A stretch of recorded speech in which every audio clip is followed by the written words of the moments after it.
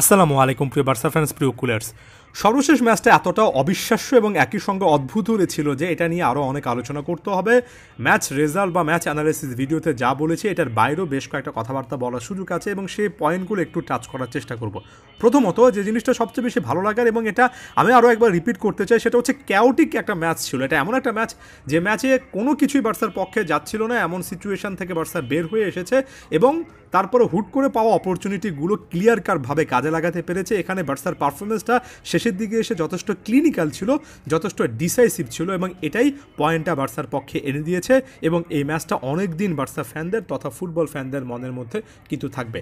দেখুন, আমরা যদি স্ট্যাটিস্টিক্যালি ব্যাপারটা দেখি, এটা আরও একটা ম্যাচ যেখানে বার্সেলোনা প্রায় 74% আমি যতটুকু জানি বলটা নিজেদের পায়ে রেখেছিল, পজিশনে রেখেছিল।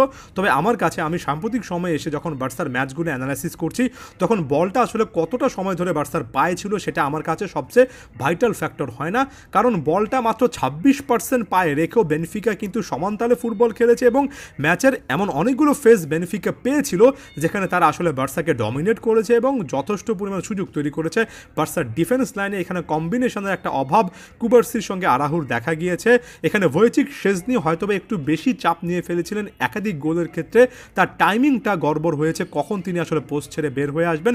এবং এর পাশাপাশি মিডফিল্ডেও অনেক সময় মিডফিল্ডাররা যথেষ্ট ভালোভাবে আসলে নিচে নেমে এসে সেখানে কন্ট্রিবিউট করতে পারেননি। ফাইনাল থার্ডে রাফিনা অসাধারণ, লেভানডফস্কি যথেষ্ট ভালো, লামিন ইয়ামাল বড় মতো ভালো। তবে ম্যাচের অধিকাংশ সময় তারা কিন্তু সেই ফর্মটাতে ছিলেন না যেখানে আপনি ক্লিয়ার কাটভাবে একটা ডমিনেশন তৈরি করতে পারবেন। তবে ডমিনেশনটার দরকার নেই যতদিন পর্যন্ত আপনি এভাবে শেষ মুহূর্তে ক্লিনিক্যাল হবেন।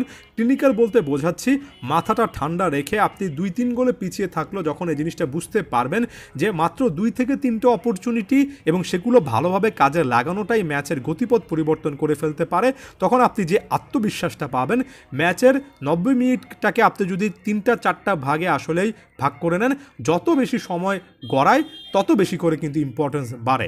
প্রথম 20 থেকে 25 মিনিট আপনি অনেক ডমিনেট করলেন, অবশ্যই সেটার একটা ইম্পর্টেন্স আছে, তবে তার থেকে আপনি ফার্স্ট হাফের আগে ফার্স্ট হাফটা কীভাবে শেষ করলেন সেটা বেশি ইম্পর্টেন্ট। তার চেয়ে বেশি ইম্পর্টেন্ট সেকেন্ড হাফটা আপনি আসলে কোন টেম্পোতে শুরু করলেন তারও বেশি ইম্পর্টেন্ট। আফটার 70 মার্কস শেষের 15-20 মিনিট আপনি কীভাবে খেললেন, কতটা সেখানে আসলে অ্যাগ্রেশন বা এনার্জি দেখাতে পারলেন এবং ইনজুরি টাইমে গিয়ে আপনি কতটুকু প্রেসিশন দেখাতে পারলেন।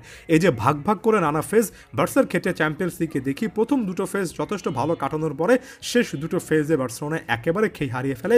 এদিন ঠিক উল্টো চিত্র দেখলাম, যেখানে প্রথম বা এমনকি দ্বিতীয় তৃতীয় ফেজটা বার্সার পক্ষে না আসলো, শেষ ফেজটার মাধ্যমে অনেকটা রিয়াল মাদ্রিদের চ্যাম্পিয়ন্স লিগের স্টাইলে বার্সেলোনা একটা ভালো কামব্যাক করলো।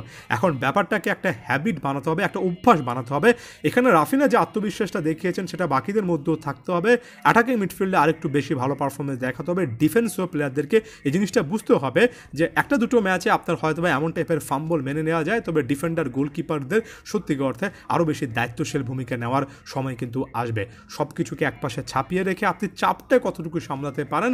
আপনি যখন অ্যাওয়ে ভেন্যুতে খেলতে যান, আমি আরও একবার বলছি, এটা বার্সার ঘরের মাঠে খেলা ছিল না, যেহেতু আপনি বেনফিকার মতো একটা দলের মাঠে খেলতে গিয়েছেন, সেখানে এত ভক্তদের চাপের মধ্যে আপনি যখন পিছিয়ে আছেন, সেখান থেকে কিভাবে মাথা ঠান্ডা রেখে আপনি বের হয়ে আসবেন, সেটাই দিন শেষে চ্যাম্পিয়ন্স লিগের মতো একটা কম্পিটিশনে আপনি কত দূর যাবেন সেই জিনিসটা ডিফাইন করে। তবে এটার পাশাপাশি এই জিনিসটাও বলবো যে বার্সেলোনার বেসিক কয়েকটা জিনিসে কিন্তু আসলে কাজ করা উচিত, যেমন ডিফেন্স নিয়ে আর একটু বেটার পারফরমেন্স আশা করি।